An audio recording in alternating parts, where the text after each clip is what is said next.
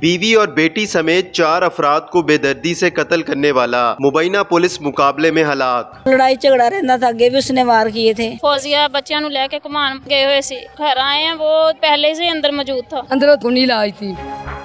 ये बताइएगा कि क्या वक्त था और फिर सारा वाकया कैसे पेश आया, कितने लोग हैं, क्या उम्रें हैं, क्या नाम है इनके, क्या आपस में रिश्ते हैं?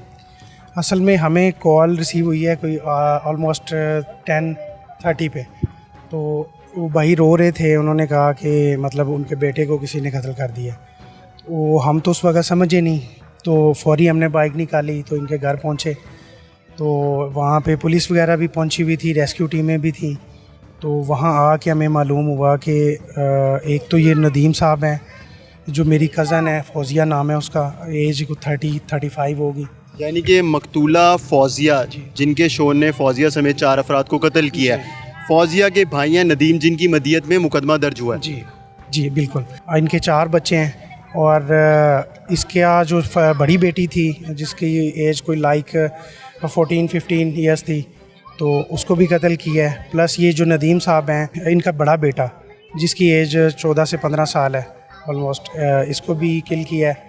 उसके अलावा जो नदीम साहब के फ़ादर थे और जो ये फौजिया के फ़ादर थे, इनको भी उन्होंने कत्ल किया छुरियों से। अच्छा ये बताएं कि मुलजिम ने कैसे कत्ल किया? क्या घर पर कोई झगड़ा हुआ था, घर वाले कहीं गए हुए थे, वापस आए हैं, मुलजिम अंदर मौजूद था, या बाद में आके उसने हमला किया? असल में ये इनके झगड़े जो मसले मसाइल हैं वो पहले भी चलते रहे हैं। ये फ़र्स्ट टाइम उसका अटैम्प्ट नहीं था, इससे पहले भी एक दफ़ा वो छुरियों के वार कर चुका है। किस पे किया उसने? फौजिया पे और बीवी पे? हाँ जी, और अब बड़ी बेटी पे भी उस वक्त हल्का सा किया था। तो उसके बाद फिर इन्होंने पुलिस कंप्लेन की थी, तो वो काफ़ी देर मतलब 1 साल से प्लस जो है ना ये जेल में रहा है। अभी रिसेंटली इसने मिन्नतें तरले किए हैं, कॉल्स करता था जेल के अंदर से कि एक दफ़ा मुझे माफ़ कर दो, आइंदा मैं अब नमाज़ पढ़ने लग गया हूँ, मैं अब बड़ा नेक हो गया हूँ, आइंदा मैं कभी इस तरह की हरकत नहीं करूँगा, एक दफ़ा बस माफ़ कर दो। फिर उनकी फैमिली में ने भी हमें काफ़ी मतलब फ़ोर्स किया, लेकिन हम एज ए कज़न्स और हम बाकी जो पूरी हमारा ख़ानदान है वो एग्री नहीं थे इस बात पे कि ये उससे सुलह करे, चूँकि हमें पता था कि वो इससे पहले अटैम्प्ट कर चुका है और वो नामी ग्रामी मुलज़म है। इससे पहले भी वो जेल जा चुका है काफ़ी केसेस में। बताइएगा वो बड़ी थी फौजिया आपसे या छोटी थी? छोटी थी मेरे थे, और लड़ाई झगड़ा रहता था, आगे भी उसने वार किए थे, तो हुण भी उन्हें 4-5 साढ़े मार दिते ने। सानू इंसाफ चाहिए। नहीं, फौजिया बीबी ਜਿਹੜੀ ਹੈਗੇ ਨੇ मकतूला, ਉਹਨਾਂ ने ਤੁਹਾਨੂੰ ਦੱਸਿਆ कदी कि मैंने ते तशद्दुद करदा मारदा है? जी हाँ जी हाँ जी, पहले भी इतने मारियां छुरियां फड़वाया सी, 2 साल अंदर है, फिर छुड़वा लेंदा। ਤੁਸੀਂ मकतूला ਦੀ ਭੈਣ ਹੋ? जी भाई महीने बाद मैं ਉਹਦੇ ਨਾਲ ਜਾ ਕੇ ਛਡਵਾ ਕੇ ਲਿਆਈ ਹਾਂ, ਮਾਫੀ ਮੰਗਿਆ ਹੈ ਮੇਰੇ ਕੋਲ, ਉਹਨੇ ਮਾਫੀ ਮੰਗੀ। मेरी बहन कहने लगी मैं अल्लाह वास्ते माफ़ करना है। मैं क्या अल्लाह वास्ते माफ़ उस इंसान करी दे जो इंसान होवे, ये जानवर है, नहीं छडवाना। कहने लगी मेरे दिल ते बोझ है, मैं अल्लाह वास्ते माफ़ करना। मेरे पैरी बहंदा रोंदा वे, वो पैरां च एक दिन रात बैठी नहीं, सारी रात अंदरों ताड़ दिता, सुकुनी लाई थी। ਜਿਹੜਾ ਮੇਰਾ ਵਾਲਿਦ ਸੀ ਉਹ 22 ਮਹੀਨੇ ਤੋਂ ਪਹਿਲਾਂ ਵੀ ਉਹਦੇ ਕੋਲ ਹੀ ਰਹਿ ਰਿਹਾ ਸੀ, ਬੇਟੀ ਕੋਲ। ਤੇ ਵਾਲਿਦ ਸਾਹਿਬ ਨੂੰ ਫੌजिया बीबी ਦੇ ਕੋਲ ਹੀ ਰਹਿ ਰਿਹਾ। ਕਿਉਂ ਮਾਰਿਆ ਉਹਨੇ? ਉਹ ਛਡਾਣ ਲਗਾ ਹੈ, ਉਹਨੂੰ ਪਿੱਛੇ ਤੋਂ ਮਾਰੀ ਛੁਰੀ ਤੋਂ ਲਾਈ थी। मारी ना मेरी बेटी ने कुछ कभी ना। सबसे पहले ਉਹਨੇ ਕਿਹਨੂੰ ਕਤਲ ਕੀਤਾ? ਪਹਿਲੇ ਸਭ ਤੋਂ ਮੇਰੇ ਵਾਲਿਦ ਨੂੰ, ਫਿਰ ਆਪਣੀ ਮੇਰੇ ਭਤੀਜੇ ਨੂੰ, ਫਿਰ ਬੇਟੀ ਆਪਣੀ ਨੂੰ, ਐਂਡ ਤੇ ਬੀਬੀ ਵੀ ਮਾਰਿਆ। ਅੱਧਾ ਉਹਨੇ ਅੰਦਰ ਮਾਰਿਆ, ਅੱਧਾ ਭੱਜ ਕੇ ਬਾਹਰ ਨਿਕਲੀ ਤੇ ਗਲੀ ਦੇ ਵਿੱਚ ਮਾਰਿਆ। ये बच्चे लोग गए से वाशरूम जी, नहीं तो इन्हां नूं भी मारना सी उसने। ਇੱਕ ਬੱਚੀ ਆਈਸੀ ਚ ਪਈ, ਉਹਦੇ ਦਿਲ ਦੇ ਨਾਲ ਬਾਹਰ ਕਿੰਨੀ ਉਮਰ ਹੈ ਉਹਦੀ, ਕੀ ਨਾਮ ਹੈ ਉਹਦਾ? 10 साल इसकी। ਫਾਤਮਾ 10 ਸਾਲ ਉਮਰ ਹੈ ਉਹਦੀ। ਉਹਦੀ ਤਬੀਅਤ ਹੁਣ ਠੀਕ ਹੈ? ਆਈਸੀ ਚ ਰੱਖਿਆ ਹੋਇਆ ਉਹਨਾਂ ਚਿਲਡਰਨ ਚ। ਤੁਹਾਨੂੰ ਕਦੋਂ ਪਤਾ ਚੱਲਿਆ ਕਿ ਬੱਚੇ ਨੂੰ ਮਾਰਤਾ ਹੈ?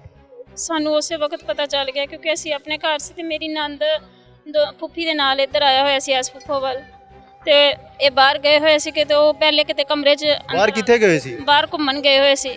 फौजिया बच्चों को लेके घुमान लेके गई हुई। उस तो बाद जब घर आए हैं वो इन्होंने दरवाज़ा खोला, वो पहले से अंदर मौजूद था।